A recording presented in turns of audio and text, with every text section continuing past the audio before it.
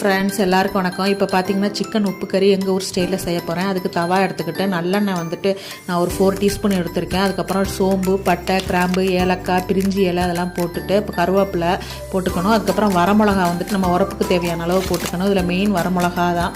அதுக்கப்புறம் வந்து சின்ன வெங்காயம் போடணும். 2 கைப்பிடி அளவு போட்டுக்கோங்க. என்கிட்ட சின்ன வெங்காயம் இல்லைன்னா நான் பெரிய வெங்காயம் எடுத்துருக்கிறேன். இந்த சிக்கனை இதே மாதிரி கழுவிட்டு சுத்தம் பண்ணி குட்டி குட்டி பீஸாக கட் பண்ணி வச்சுக்கணும். வரமிளகாயும் வெங்காயம் வதங்கினதுக்கப்புறம் இஞ்சி பூண்டு பேஸ்ட்டு போட்டுக்கணும். அதையும் நல்லா வதக்கி எடுத்துக்கிட்டு அதுக்கப்புறம் நம்ம வெட்டி வச்சுருக்க சிக்கனை போடணும். இந்த சிக்கன் கூட வந்துட்டு உப்பு, மஞ்சத்தூள் எல்லாம் போட்டு நல்லா ஒரு அரை வேக்காடு நல்லா வேக வச்சுக்கணும்.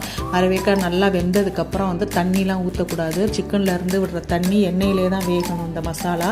அதுக்கப்புறம் பார்த்திங்கன்னா மிளகுத்தூள், கொஞ்சம் ஜீரகத்தூள் 2ஐயும் போட்டு நல்லா மசாலாவை சுருள நல்லா வதக்கி எடுத்துக்கணும். இறக்க போகிற நேரத்தில் நம்ம ஒரு கைப்பிடி அளவு கொத்தமல்லி, புதினாவை தூவி நல்லா நம்ம வதக்கி எடுத்துக்கிட்டோன்னா நமக்கு சூப்பரான இந்த மாதிரி